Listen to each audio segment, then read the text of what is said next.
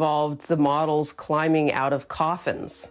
Yeah, you never know what you're going to get. Every time it's a spectacle, it's a drama, and it's complete theater.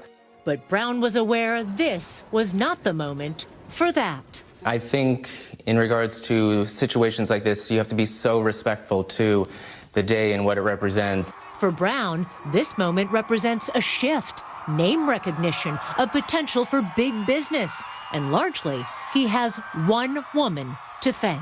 I think she will be one of the most important because of her support for, one, American designers and American designers that aren't always household names. A style icon for me is somebody that actually has that confidence to be able to be their own person and be that true individual that they are, and I think she definitely will go down in history as that.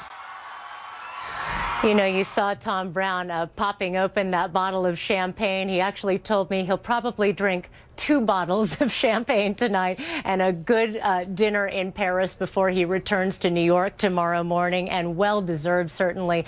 I asked him, what do you think this is going to do to your business?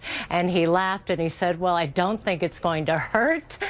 What's interesting about Tom Brown as well, Piers and Aaron, is that he, in addition to being a designer, is also a very savvy businessman. He pays attention to revenue. He pays attention to sales. And so people who watch fashion very closely say if anybody was going to take advantage of this moment in the spotlight, it would be Tom Brown.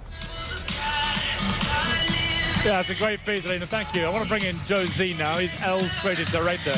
Joe, so much attention on poor Michelle Obama, whether it's her bangs or her dresses or whatever it is. I don't know how these women in public eye actually deal with it, but what do you think she'll wear tonight? What kind of thing will she wear? Tonight, I mean, I think if you look at what she's worn all weekend, there's been a real color theme. I mean, her entire first family's been very color coordinated today. Yes. But blue has been a really sort of the color that she's championing this entire weekend. So would she continue that trend? Will she wear blue to really sort of signify that this is what it's about, sort of the beginning of a new term? Maybe. You about those boots. Yes. So for those who were not watching very closely, she had worn a pair of pumps earlier in the morning, and then when she got out at the parade route, she had this gorgeous knee-high navy suede boots. I mean, those are a work of art. Fabulous. Beautiful, right? Yes, and then you found out that they are Krakow. And custom made. Custom made. There's only one pair in the world. One of a kind, specially made for the First Lady. And I have to say, I love that Tom Brown coat. I think it's spectacular. I mean, she's becoming, isn't she, the most talked about in terms of fashion First Lady since Jackie Kennedy, I think. Oh, I don't think there's one designer in this world that would not trip over themselves to dress the First Lady. Yeah. She's become such a style icon of incredible proportions. I think people are just so excited. Do you like the bangs, though? I love the bangs. I am a bang. Do you like the bangs? Yes, I love them. I love them on her. Am I allowed not to really like the bangs? Twitter's blown up about my comment about the bangs, but I don't really go for the bangs. It's all right. You're entitled to your opinion. But I'm curious to Pierre's point. Why is it Michelle Obama? You know, you had Carla Bruni Sarkozy, who was, you know, a supermodel, and she always wore Dior. And you have Samantha Cameron, who also wears, you know, kind of mixes high and low fashion. But none of them have become the icon that Michelle Obama is. I think everybody was really hungering for somebody in the White House to really have that sort of fashion, stylish sensibility that Jackie O had. And it's been a long, long time. And Princess Diana, I think. It's the first global fashion icon that I can remember since Princess Diana. Duchess of Cambridge also. So you now have 2 on both sides of the Atlantic really having that kind of attention that only Diana had. So it's a very exciting time, I would imagine, for fashion designers everywhere, whether you make coats or dresses or boots or bangs. Well, I mean, if you really think about it, though, every administration previous to Michelle, the First Lady really aligned themselves with one designer. So there was no element of surprise. Michelle goes out there and she's championing not only the industry, but really new brands, young brands, and small businesses. And one final question I have to ask you, though. Jason Wu, who did her white dress last time at the ball. You know, Pierce, Jason Wu was not well known and suddenly became this guy who everybody wants to wear, and because he's a businessman. Absolutely. So now Tom Brown, is he going to be able to turn this into... Is he going to be able to spread this? I think he already has, trust me. Absolutely. Well, time will tell. These guys make tens of millions of dollars. I can't let it go with a quick comment about Erin's dress tonight, which is pretty sensational. I love Erin's dress. I told her earlier, this is spectacular. I thought I'd win with the old Dolce tux, but... I'm very honored. honored. The guy's a creative director for Elle, and now my dress is... You're going to be a cover girl soon. Special manner. We're going to leave it there. Thank you. Great to talk to you. The Castro brothers will join us live next, if I can remember which one's which. But first, Brad Paisley playing live right now at the Commander-in-Chief's Ball. I can't see this world unless I go outside my southern comfort zone. I miss your biscuits and your gravy, fireflies dancing in the night. You have fed me, you have saved me, Billy Graham and Martha White. I've since become a drifter, and I just can't wait to pack, 'cause I know the road I leave on, it will always bring me back.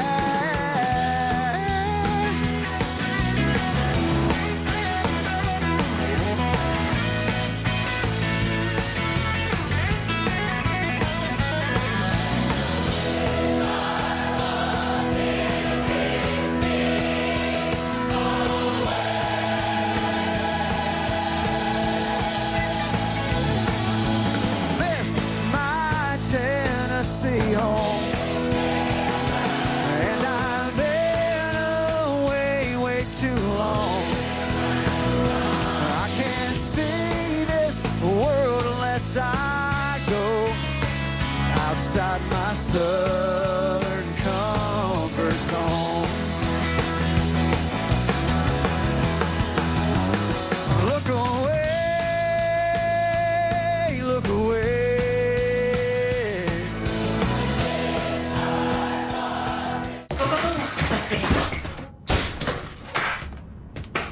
Honey, what are you doing? We gotta go? It's Dressed Like a President Day. I'm supposed to be Martin Van Buren. Who? Martin Van Buren. Google. Martin Van Buren.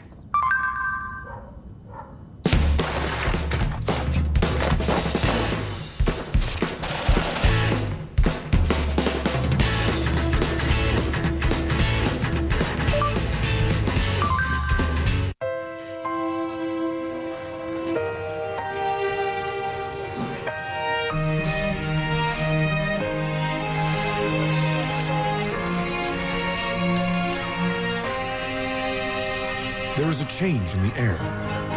Things feel different, new, better. And tomorrow, they'll be better still. Inspired by our past, but driven by the future, we are becoming a new American. The one thing that 99% of investors can expect to find in their portfolio is unexpected risk. BNY Mellon has the vision and experience to help. We look at the full picture to uncover risk, find opportunities, and create a plan that's best suited for you. BNY Mellon, who's helping you?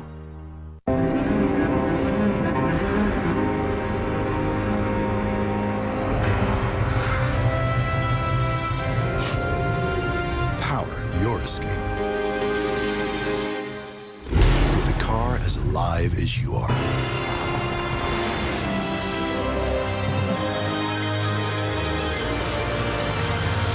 Introducing Instinctive All-Wheel Drive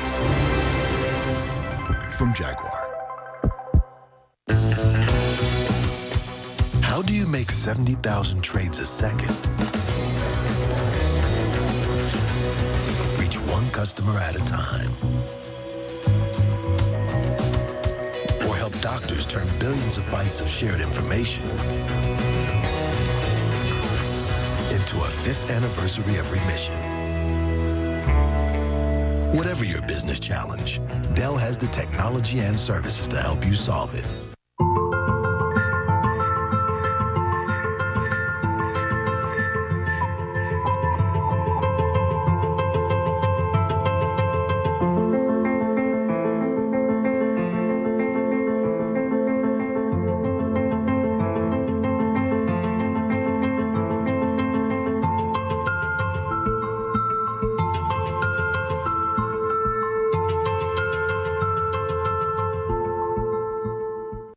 According to convention, vacuums need large, heavy motors down by their base. At Dyson, we had other ideas.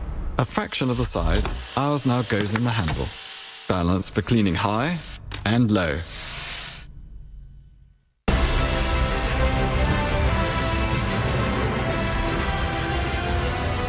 And welcome back. I'm Anderson Cooper, live from the National Mall. There were certainly a lot of great moments today.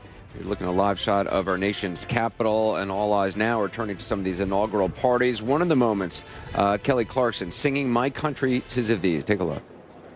My country 'tis of thee, sweet land of liberty. Of thee I see.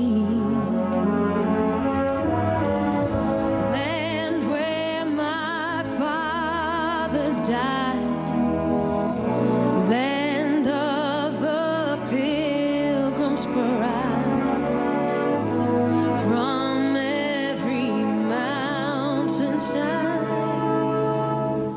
let freedom ring.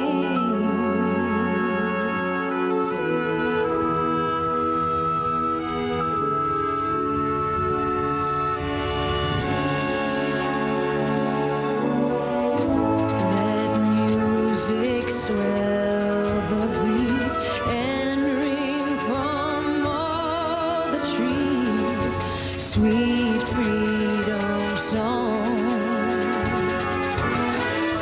Let mortal tongues awake, let all their breath partake, let rocks their silence break, the sound prolonged.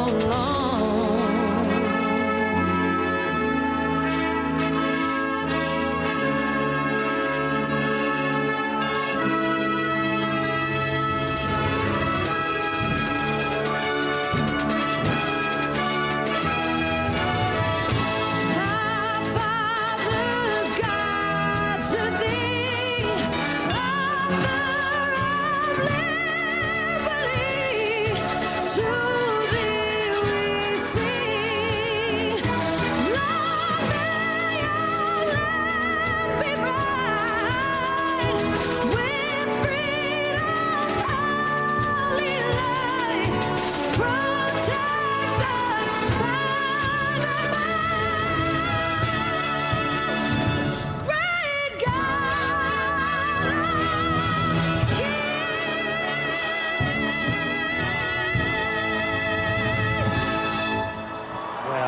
I can't do that with mine. That was Kelly Clarkson earlier today. Pierce, just one of the many performers, including Beyonce and, of course, James Taylor, who we heard from earlier. Pierce? Yeah, I thought it was great performance like Kelly Clarkson. Pretty amazing that someone could come on a reality show like American Idol and then perform at an inauguration ceremony for the president. For me, though, Beyonce killed it on the day. Although I'm getting lots of tweets from people saying that the greatest national anthem performance ever remains Whitney Houston, who did that amazing Star-Spangled Banner performance. I'm not so sure. I think Beyonce today is about as good as you could get doing that. But let's bring in two musical experts now. Well, I assume they are. Or every anchorman's nightmare, as we call them, because no one can ever work out who the hell they are.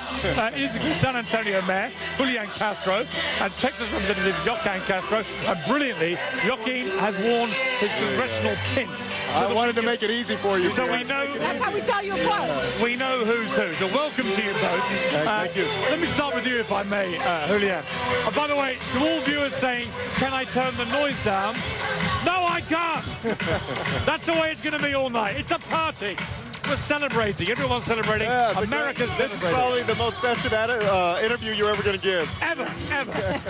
Tell me about the president's speech, because he covered so much, from education to climate change to gun control to all sorts of stuff. The big question tonight is, what can he actually prioritize and what can he actually make happen? Where do you think his real priorities lie? Well, first, I think he did a wonderful job today. He helped rekindle the American spirit, calling us to what has always made America great, all of us working together to forge a stronger America. And he laid out his agenda. I think it's one of economic competitiveness, investing in education. Also, he put climate change on the table for the first time in a long time, as well as immigration reform when he talked about immigrants and how they replenish America. Of course, it's not going to be easy to get any of those things done because Congress is divided. But I will say that these are the types of moments that bring Americans together, and there's real